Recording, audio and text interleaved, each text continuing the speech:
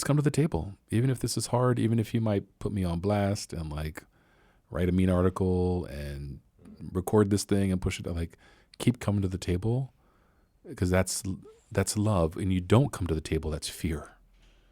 And I think very little grows well out of fear when that's the soil. Yeah. Love is a far more rich and nutrient-filled soil for good things to grow out of.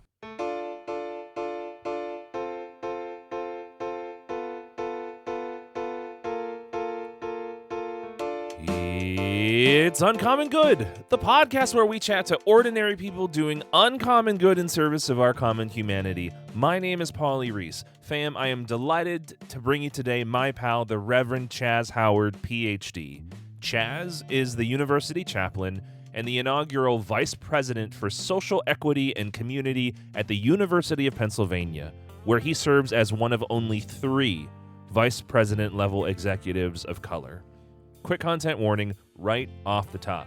We talk a lot about redlining and gentrification, poverty, Christian supremacy, and there is indirect discussion of white supremacy and police violence. So as always, if these things are not right for you to listen to, feel free to switch this one off and we will catch you in the next one. Chaz goes on to talk about growing up in Baltimore, the land history of present-day West Philly, moving beyond fear, acting from love, working on the clergy team of the Philadelphia Episcopal Cathedral, a favorite place of mine in Philly, and the still uncertain fate of the Black Bottom community, a historic community of descendants of freed slaves currently being displaced from their homes by gentrification. This is a big one. This has so much weight and beauty and challenge all at the same time. Please enjoy my conversation to Chaz. It's January, and I'm very aware of the fact that both of us walked in to the studio today in very light clothing attire. Is it weird that we've had multiple 60-degree days in Philly in January to you? It's a great question. I mean, in one sense, there's the kind of snarky comment I could make around Philly weather and, Philly with these pump fakes into winter and then a flash of spring and then a blizzard after that happens here in Philadelphia. And it's part of what we love about Philadelphia is you really never know and you get all the seasons twice here. That's true. I think there's an answer around global warming. And the way that it feels like weather patterns are changing and getting harsher. And there's something very frightening about that. And I think it's possible that both can be true and the emotions behind both can be true. The fear and the grief is probably a better description on one hand. And then the kind of benevolent shrug of that's Philly, that comes. I mean, this was over the holidays, we sort of had really, really, really chilly days where it was single digits here and that very cold for Philadelphia. And then days where, I'm going for a bike ride in short sleeves, which was glorious within like a week of each other. So it's deeply complicated. And I don't want to say it's okay that it's complicated, but I think it's okay to feel all the feelings of complexity around something like the weather. When we talk about those experiences of the fear and the grief, like those complicated feelings around existential things like the weather, can you say a little more what you mean by fear and grief? I think the grief in that, around middle age. Sure. I think there's a part of me that recognizes there will be consequences to actions of my age bracket and people above us that I probably won't feel the great burden of just because of life expectancy. But my kids and grandkids and potentially the students I work with might. I don't think the world will be terribly, terribly different 20, 30, 40 years from now. 100 years from now, Yeah. it certainly our coastal cities might be really different, and the beating we take from hurricanes and tornadoes and heat waves and storms like that, a generation or two after us might feel in a very different way, and I'm sad about that, so I'm not afraid about next summer's weather, but I'm more concerned about what this means for those coming after, and what this means for animals 50, 100 years from now. And what sort of animals maybe won't be here? I don't know. Yeah, that's kind of, that feels like a bummer to me. It's heavy. We serve the area of University City. We talk about land acknowledgement of being on land unceded from the Lenni Lenape tribe and the Black Bottom community. Conversations I'm sure we'll visit in our chat, but thinking about West Philly historically, in the areas around Penn, a lot of the residents tend to either work for the university or tend to be in a space where their lives are significantly impacted by the university's concerns and business. And many of those residents tend to be in a unsustainably lower income situation, I think, than what may necessarily be morally just. I am consistently emotionally impacted by the thought of how our neighbors are potentially already being impacted by climate change. It's a word, the scholars who pursue environmental justice and activists who pursue environmental justice talk about it's disproportionately Black and brown and poor white people who are most impacted by climate injustice or climate inaction. Yeah. And so, those of us who can own homes all around the country, in the middle of the country, and all around the world don't feel the same sting. Others who maybe in certain more impacted spots are already feeling the lack of access to clean water. Yes. Already feeling terror from a hurricane. Yeah. Those of us who sort of live in the suburbs 2 hours from the coast, hurricane's okay, and if it messes up our roof, we can sort of replace it again, and it's okay. Others, man, you might lose your home. Yeah. And your life. And there's a real class and racial dynamic to it, and you're absolutely right that it disproportionately hurts certain people, particularly the poorest among us in, quote, the poorest major city in America, Philadelphia. Yeah. Like my seminarian days, like out in West Haven and Gulfport, and seeing how Hurricane Sandy sort of messed them up. Looking at hollowed out shells of restaurants and homes that were never even demolished because there's just everybody left. And then thinking back to 2005, the lower Ninth Ward. Boy. Yeah. I think I was last down there in 2015, and there are still huge swaths of that town that are just still abandoned. There's my uncle tells a story of how FEMA just can't get to those places to assist with the damage and to assist with the demolition component of recovery, to be able to get to a level, legitimately a level playing field, so that regrowth and rebuilding can happen. I think we forget how much the work of regrowth means, the tearing down of old things, and the uprooting of old physical things and perhaps patterns of life that are no longer serving us well. Preach. We are taping at a time and in a location where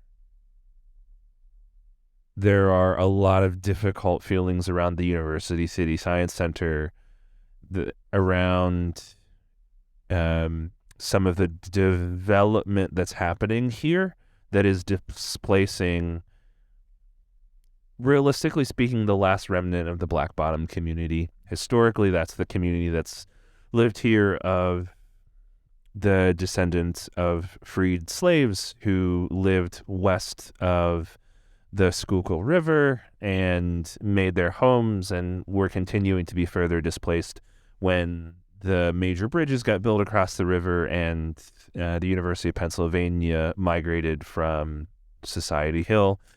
You being a person operating at the vice president level of Penn, that you've had a very vulnerable seat to bear witness to all of that.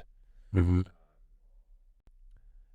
And all of that story, all of that coverage is widely available on news outlets, in social media.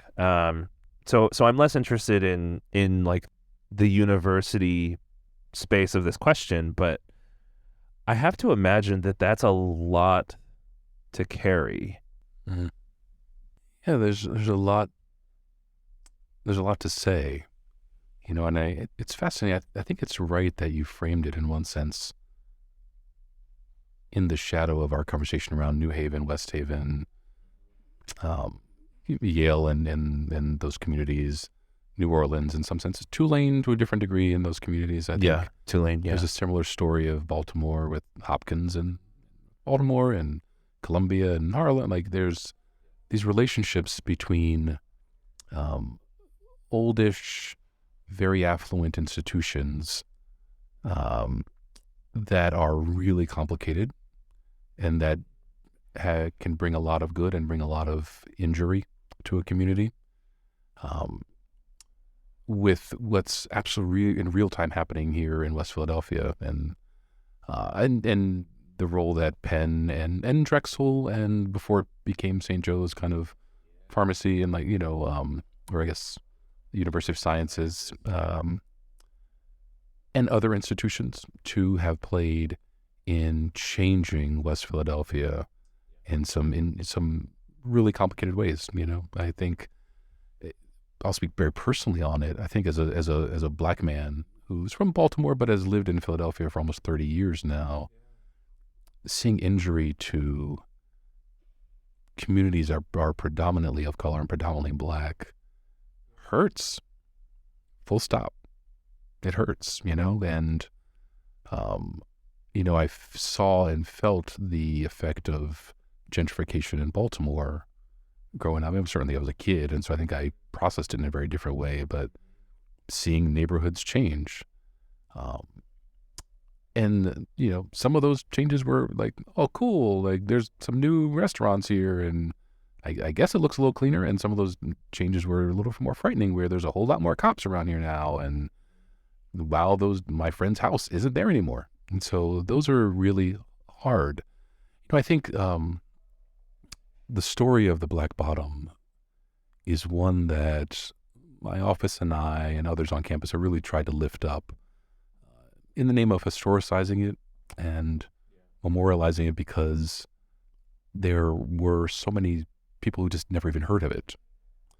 This is not a tangent, but I think it's similar with like the move bombing of there are just things that need to never evaporate. Stories we need to always tell. The good side of the Black Bottom of so this is a strong neighborhood with families and businesses and congregations and traditions that shouldn't be forgotten. Yes. And then the sort of the sad story of displacement and people being pushed out, or landlords sort of selling out and not caring about their residents. I think the role that the official city of Philadelphia played needs to be incorporated into it too. Yeah. I think a lot of this gets hung on Penn's neck, and the city, literally city council, sort of had and has a role in all this. Yes. But then the kind of contemporary side of, University City townhomes, which is in the area that would have been described as the Black Bottom and was built in response to the displacement and destruction of the Black Bottom, now facing its own destruction with its owners attempting to sell and displace people there. And we can talk a little bit more about Penn's role and not role and all of that too. But just the emotional side of the terror of being told that your home ain't going to be here next year is a nightmare.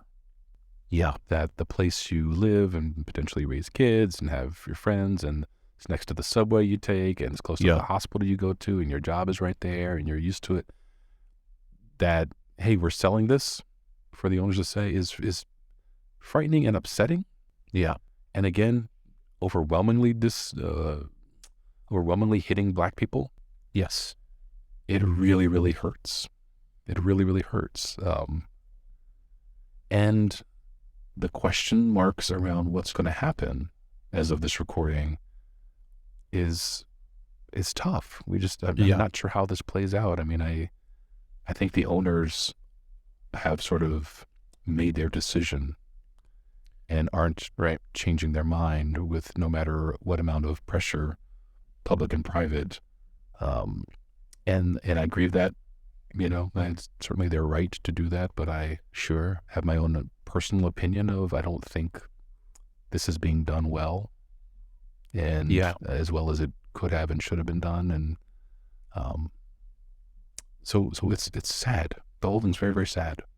It is just profoundly sad. There's a moment that just needs to be acknowledged. Like it just needs to be acknowledged that like these things are really, really heavy, but it does need to be acknowledged that the role of institutions like Penn, as you say, and Drexel and the Science Center and University of the Sciences, St. Joe's, those are not the only side of the story, but it certainly feels like with the coverage that has been done in the news that they seem to be the fall guy. Well, I mean, and I think justly and unjustly, I think justly in the sense of these were institutions that played major roles in gentrification is almost too light a word. Yes. In displacement of neighborhoods, not just the Black Bottom, by the way. There were a couple other sort of ethnic enclaves along this path that aren't here anymore. Yes. And the result of those actions 50, almost 60 years ago, in part, are the cause of where we are today. Some of this is displacement, some of it is white flight, too. And so there was sort of a strong Italian neighborhood in West Philadelphia that, as Black people moved more from kind of the ward where Du Bois does the Philadelphia Negro to West Philadelphia, that white flight went further west into the suburbs, some of that in kind of South Philly. So there's other reasons they left. Penn also sort of built these high-rises for student dorms in, I guess, what we used to call superblock. That part I don't think would have been described as the Black Bottom back then. I think there's an argument to be made that it was a Black Bottom, but those were, there was like a small Jewish neighborhood there. I think another sort of Eastern European little neighborhood might be too strong. A couple blocks of different groups there that aren't there anymore either. And it's worth noting a lot of this transition happened in different ways. Some of this was landlords wanting to cash out and homeowners wanting to cash out and seeking out the university and the city and happily leaving. Yeah. And some of this was what we would almost call eminent domain, that the city sort of takes over for city purposes.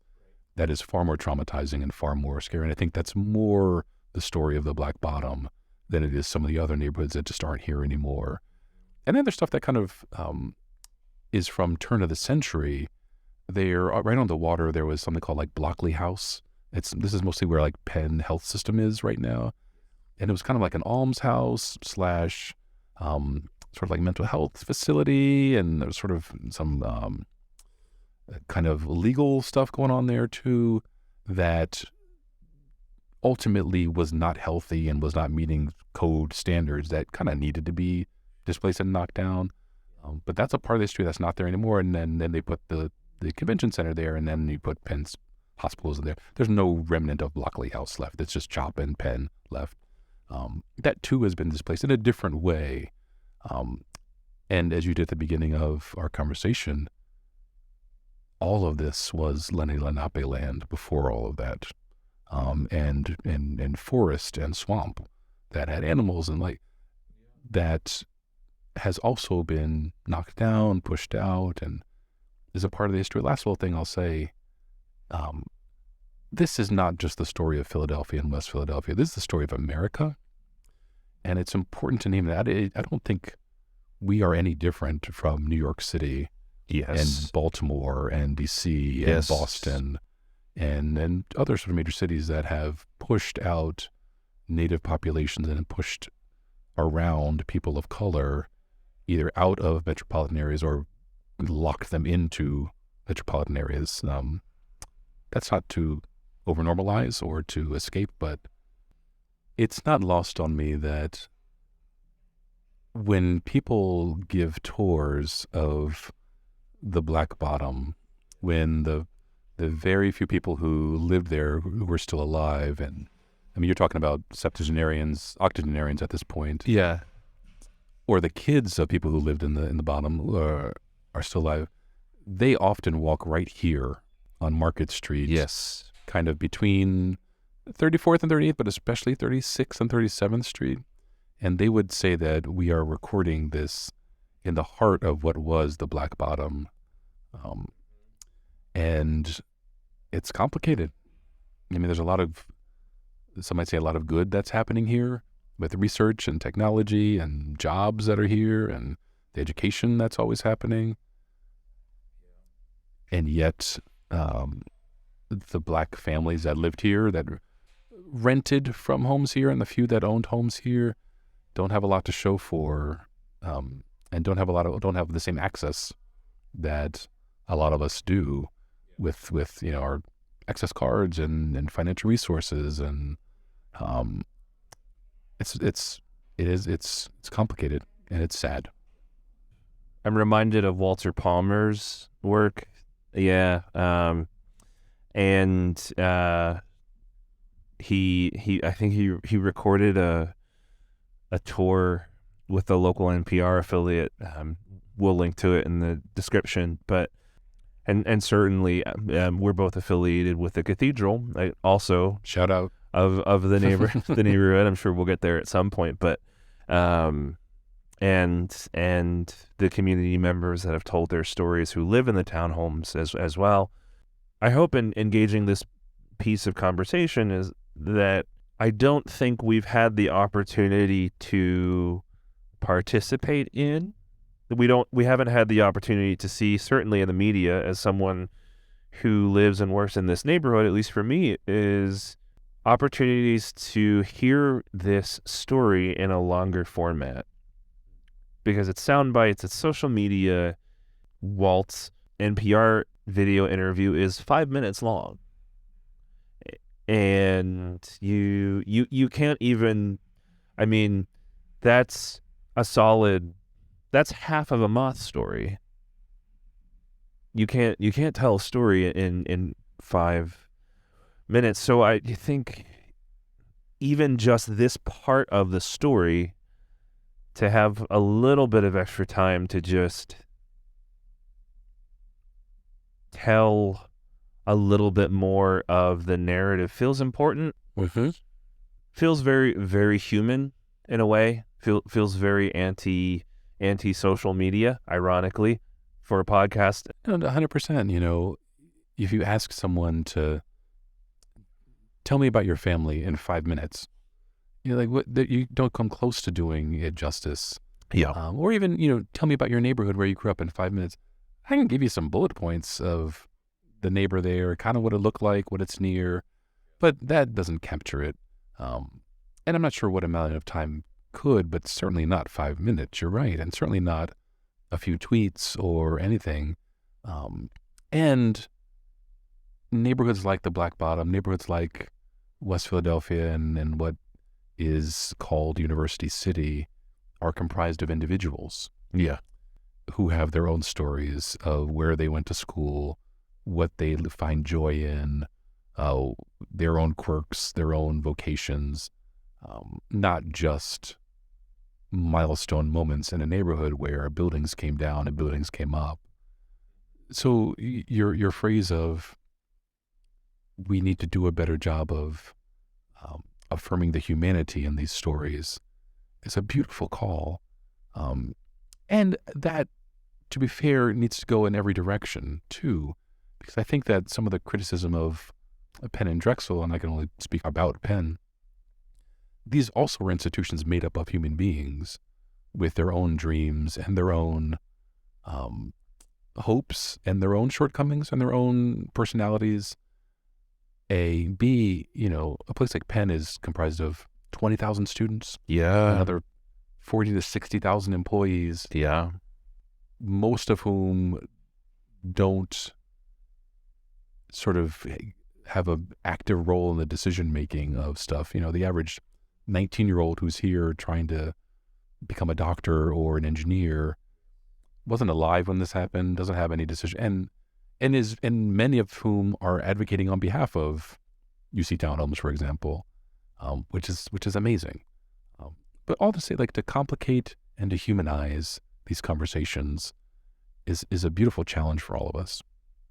I want to lean into a personal aspect of this, to this project of humanizing. This was an uncomfortable moment for me as I was commuting home. I tend to ride my beautiful little periwinkle blue folding bike throughout the city, but sorry, Penn Police, I do tend to ride my bike up Locust Walk after hours and on the weekends. Sorry. Apologies. You and a lot of our students. You had the unfortunate circumstance of being personally doxxed in this situation, given the visibility of your role as chaplain, specifically, like, technically speaking, in your role as vice president. I've seen, like, just really awful posters of you, of people posting your staff photo with your email address, and in some cases I think at least your office number, maybe your personal phone number. That also seems like an incredible weight to bear, and I wonder if you can tell us a little bit about what dealing with that has been like. I appreciate the gentle and loving way you asked the question. I think there are levels to it. I think that there's the surface level answer I would give would be one shouldn't take these things too personally. Some of it comes with the badge, and leaders of institutions are criticized. And, if it wasn't me, it would be whoever would be in this role. Sure. And university presidents and vice presidents and provosts, fam, this comes with the territory, and, like, you need to know it's coming, whether it's about gentrification and affordable housing, or the food and the dining halls, or, our endowment and our investments, and, like, just anything. And it will happen again, on one sense, with the next set of issues that that's part of it. Not to over elevate this, but it gave me a brief moment of compassion for our former President Trump. And I remember being in D.C. at a demonstration protesting little kids in cages at the border, and holding up signs talking about President Trump and tweeting about him in ways that were certainly not, I don't think, mean. I don't think I was making fun of him personally. It was more deep criticism of him. And I was like, yeah, it doesn't feel good having your name out on anything like that. It stings. And Yes. I don't think these are the same issue at all. And the President of the United States is really different than one of 20 random VPs at a university. It's certainly very, very different. But it gave me a little pause on that. But the deeper answer, is it more than anything, it makes me sad because there are a couple of things to say. In one sense, and I don't want to sound dismissive, but 18 to 22-year-olds, brains aren't necessarily fully formed, and sometimes don't see how complicated issues are, and don't always think through the consequences of what they do. And so this is why we have frat kids who jump off a roof into a kiddie pool of Jell-O, thinking this seems fun, and 10 minutes later they've broken their leg and they're in the hospital and didn't think that. Okay, that's we were all 19 at one point too. And I think some people thinking through how this putting someone's email address and poster up might hurt them or their families. Maybe they didn't think that through. Two, I think these are also righteous causes, and particularly around affordable housing, divestment from fossil fuels, our relationship to public schools. Like I think these are good human beings fighting for good causes that I agree with on almost every point. And I think I am proud of them, and I think they're dope, and I think this is fantastic. And I have close relationship with some of the students involved, and then I'm cheering for them. And yet I'd be lying if I didn't say it didn't sting. It didn't hurt, it hurts because I think it doesn't, I don't need pats on the head, but it doesn't capture the work me and some of the other people are trying to do on the inside on behalf of the same causes. And to treat us like the enemy, it hurts, and I think misses the truth in these things. To what felt kind of cruel that at first the only faces put up were 2 Black administrators. Yep. And no one else. And then later, the white president's face gets put up. Yes. Later. Yes. And not the people who actually do control our investments, the people who actually do make decisions about our relationships with affordable housing and community. Yes. I have no decision-making power in any of this at all. Nor does the Dean of Student Affairs, Vice President, Vice Provost of Student Affairs. Yeah. Has nothing to do with these decisions.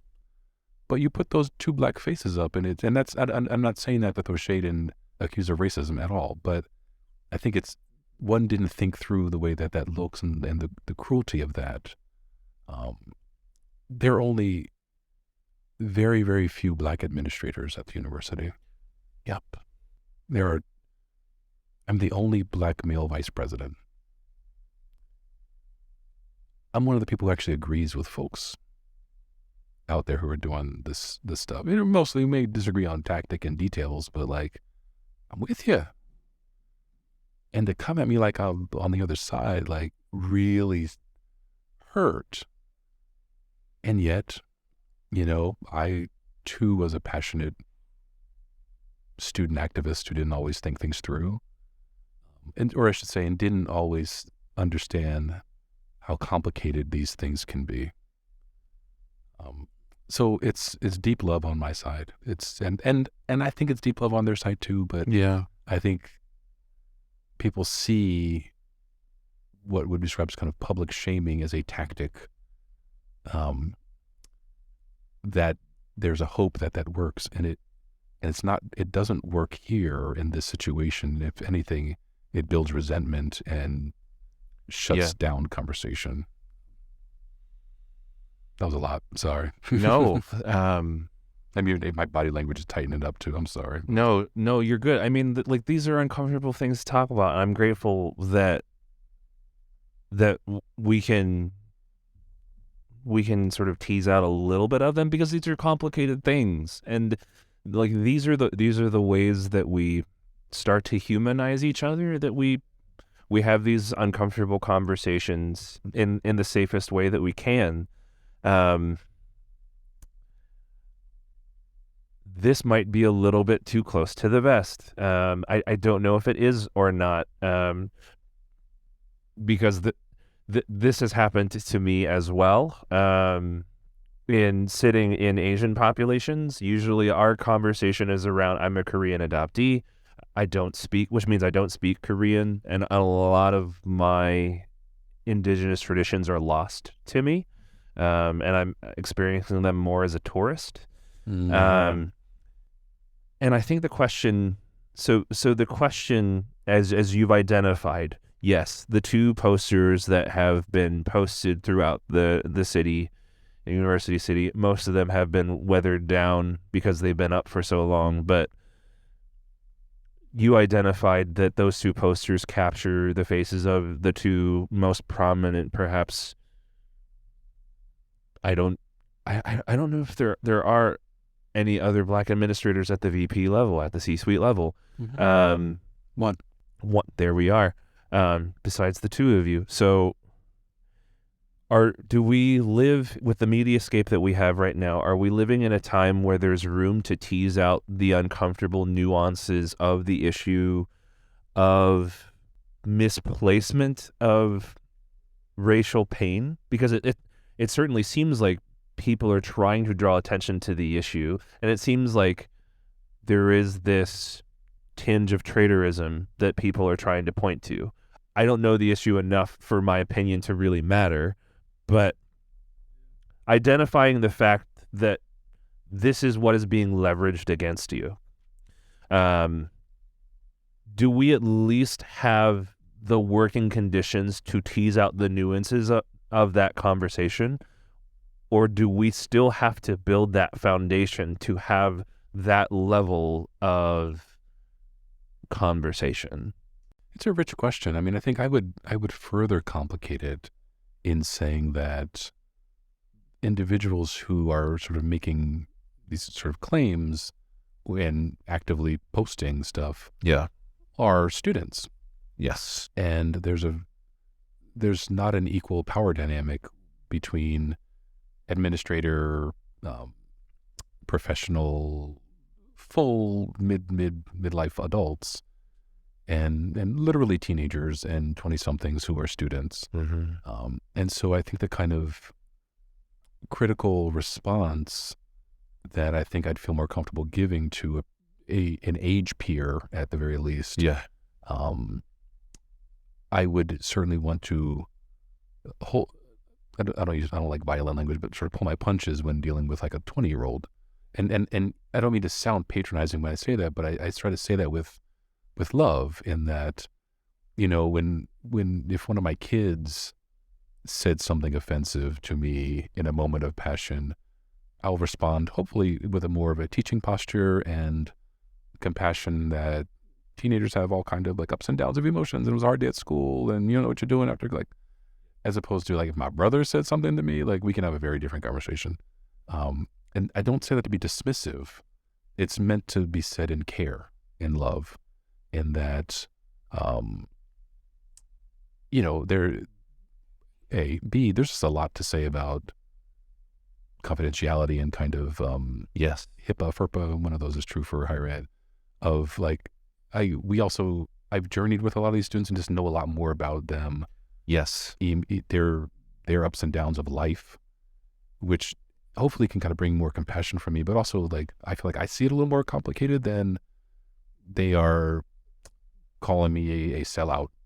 It's like, it's deeper than that because of the life some of them have lived. Yes. And so for me to kind of get into a debate with certain students, I'm not sure good fruit comes from that. And I don't think, I don't think it's the love move, you know? That hurts though, because I have a lot of thoughts about it. Yeah. What is the love move these days? I think the first love move is not hating and not hurting others. I think is a love move. I think not punching back. I think listening. I think taking seriously. I think these are love moves. I think sort of staying engaged even when one's utterly exhausted with these very draining conversations. I think trying to figure out, Teresa of Avila, sort of old Catholic saint, it's not a matter of thinking much. It's do whatever most kindles love in you, is her quote. And I think it's trying to figure out, well, there's certain things we can't do, but what can we do in love? I think they're not, for example, they're not selling UC townhomes to us. It's not for sale to us. We can't buy them. Is there something else we can do? I think if our students are asking a lot of us, and maybe we can't say yes to everything, but what can we do? How can we love? There's, I think it's important for that question to be the guiding compass in most of what we do. What's the loving thing to do right now? What's the love move? It's easier asked than answered, I think. Yeah. How do we get to the space of asking more question and a greater level of curiosity? Because that's the one thing that I hear you expressing that I think is disappointingly uncommon.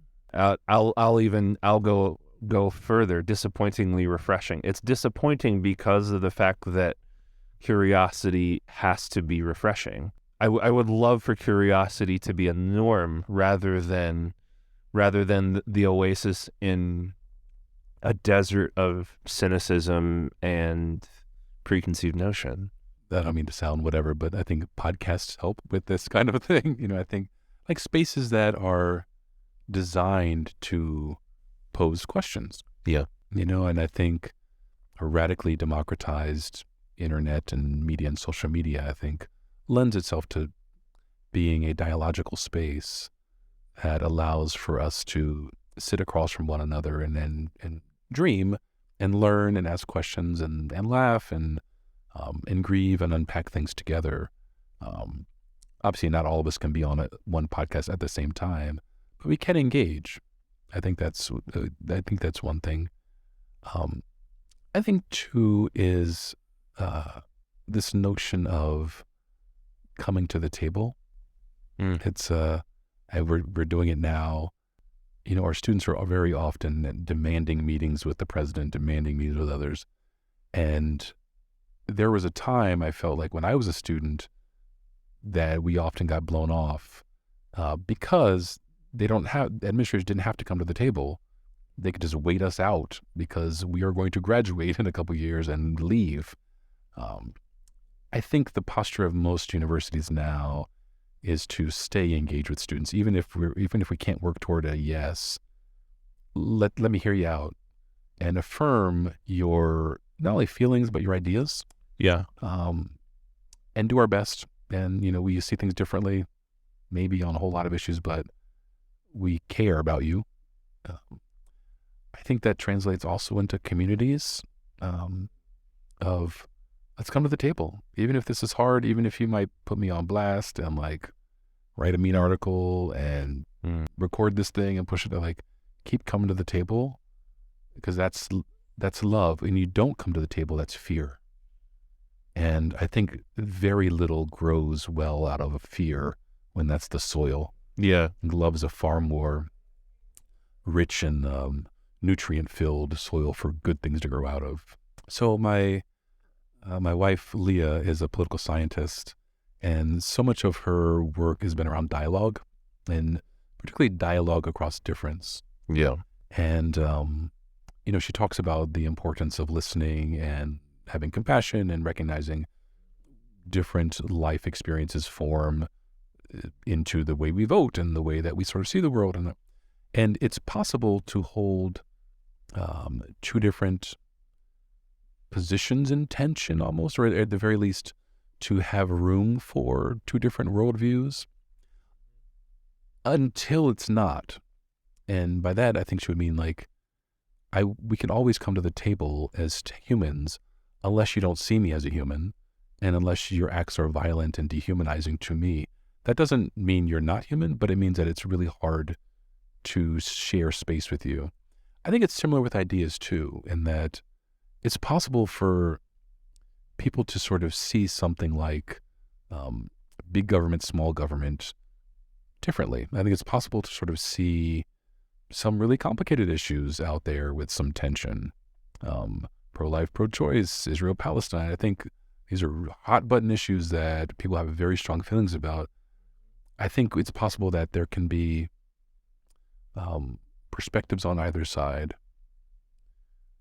If one of those perspectives is, I want to get rid of a certain type of person, I want to do violence to you, I'm not sure I can hold that idea in tension. I can hold the people in tension, but I think that's very hard to do. It's not so much holding ideas in tension, it's holding perspectives with equal care. Or even go even further.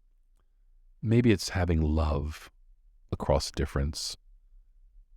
Even if your idea is a really bad one, like I can love you and we can love each other, and I can love and recognize the feelings across the table, even if your idea makes no sense, you know. And if I could ramble for one more sentence, I mean, I think I've thought about this with some of the kind of dangerous conspiracy theory, kind of far right QAnon kind of stuff that is, I wish I could say this without a judgment scene, but like this is off the wall and it literally doesn't make any sense and contradicts itself and is whatever. I don't think we need to take those ideas seriously. I think we need to take those people very seriously, and the painful life journey that causes one to fall into that and makes one feel like they need to believe in those things. I think we can love them and care about them without having to, you know, give them any sort of seat at the dialogue around ideas that we need to wrestle with. But we can love them. I think there's an answer somewhere in there of what I just said. What makes an idea a bad idea? I think you know things by their fruit. And I think if an idea causes major pain to others, certainly aspects of it might be bad.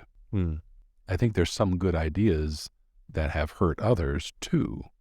You know, I think the idea of America is probably a good idea, a democratic nation that takes very seriously the voices of others, the voices of its citizens, as opposed to kind of an all-consuming monarchy. I think it's a good idea.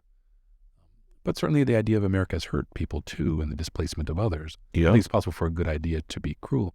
I think a bad idea or bad aspects of ideas hurt people. One. Two, I think that ideas that are just frankly not true, or that are based out of not a different perspective, but that are based out of a lie, with the intent of unhealthy gain from that lie, I think is a bad idea. And I think we've seen a good amount of that nationally recently. By untrue, we mean ideas that are objectively and patently false. Okay. There we are. Fair enough. Good qualifier. Good commercial. Good qualifier. This capacity to hold ideas in tension and to love across difference, where does that come from for you? It's a good question. I mean, I think a couple thoughts. There's a musical number there. Like that's that's a song. That's a song that you need to write. We'll write that. Yeah. And then the two basses will sing that. Drop some bars. I mean, I would like to say it was, in one sense, the way I was educated in seminary, and I think in college too, in great part, this notion of, for example, kind of in a Christian paradigm, there can be a range of ways to worship God. And in some Christian paradigms.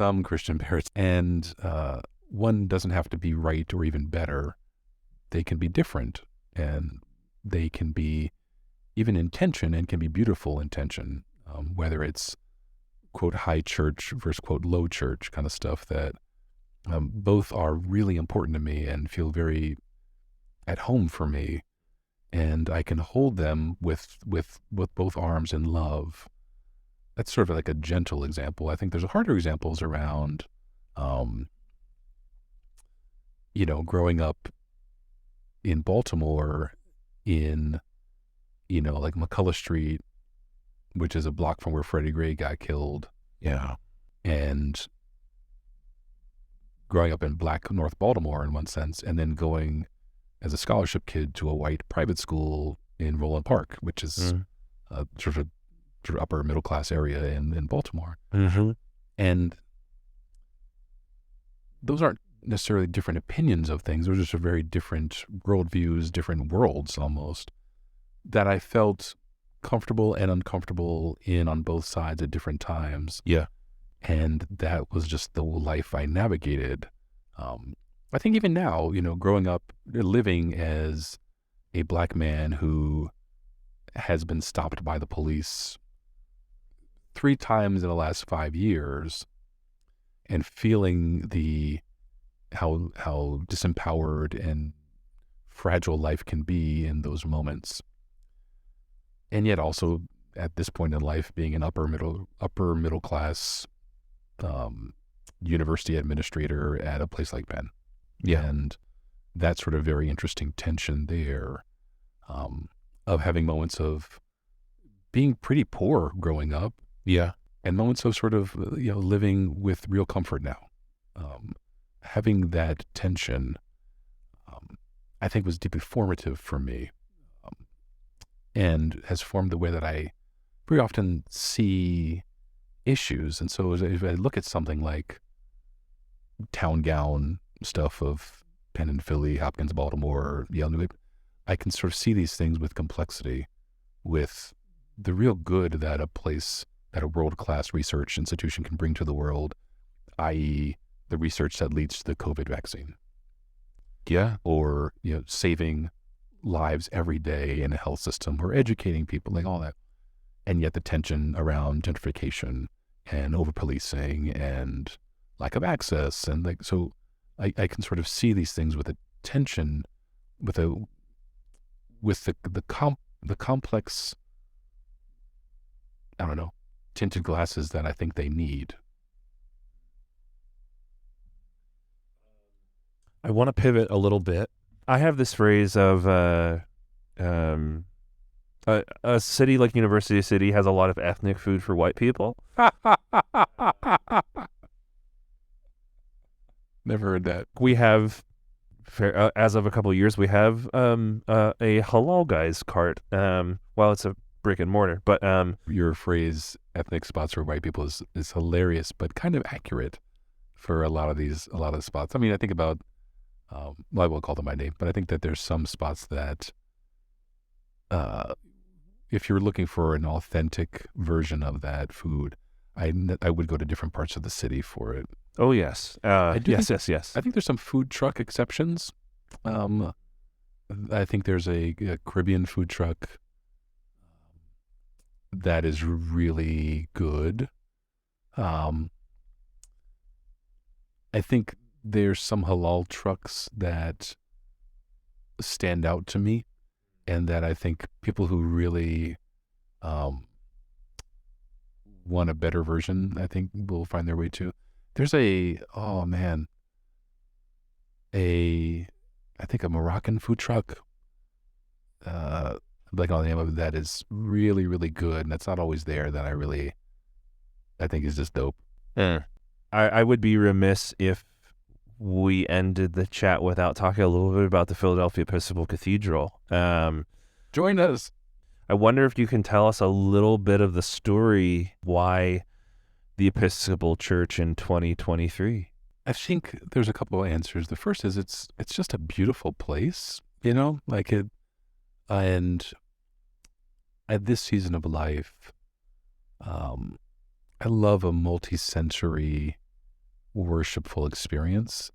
It's visually a lovely spot. There's just a lot to take in, be it stained glass or kind of, the beautiful deep paintings on ceilings, and the lighting is cool, and the sort of the seating setup is different every season. The beautiful baptismal font there, and you sort of hear the water flowing. The music, I think, is top rate. There's incense, and so you kind of get a little bit of the smell kind of thing going on there. The different range of sounds, I think, be it the magnification of song that's there, or clear hearing of sermons, or even just like little things, like there's like a little gong kind of thing that we hear after sermons, which is like I soak all that in a way that I'm not sure every space I would. Two, I think, Dean Judy's development of the liturgy there, it has spoken to me.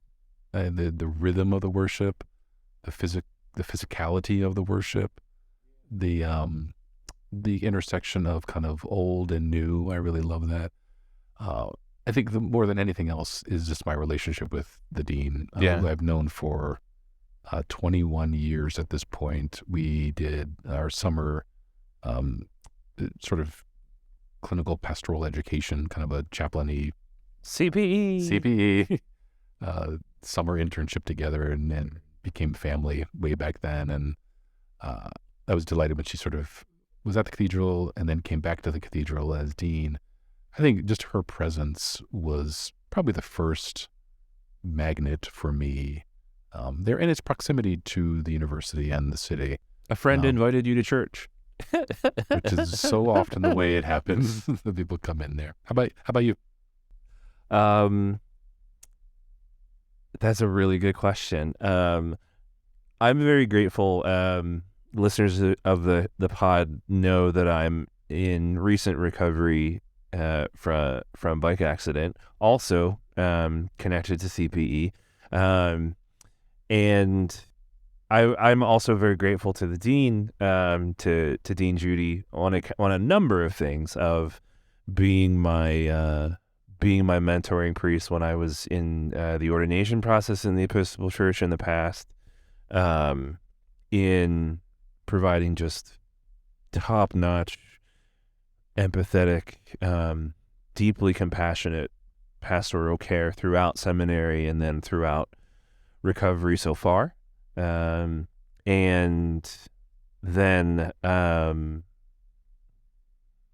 having a place that's committed to a lot of the values we've talked about so far, about standing in the uncomfortable sort of middle places and trying to be present and trying to listen, as you've said, even when we can't necessarily give yeses or nos directly, or if it has to be a gentle no, the power of the gentle no.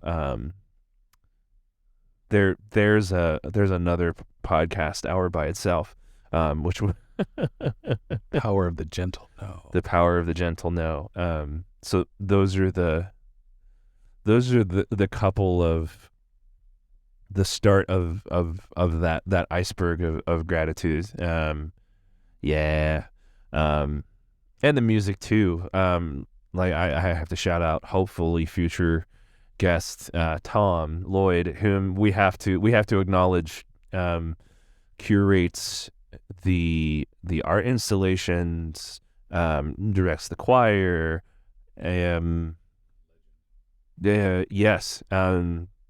professor of music emeritus at Haverford and Bryn Mawr Colleges, Grammy nominated artist for his work with Bonhoeffer.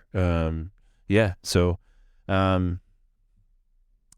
all of those wonderful honorifics. Also a Yale seminary person, Yale School of Music alum. The multisensory as well. Dope. Thank you for all of the time that you spent with us today.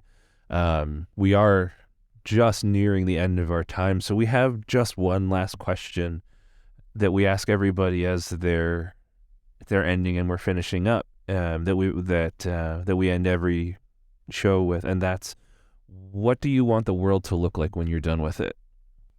That's a beautiful question.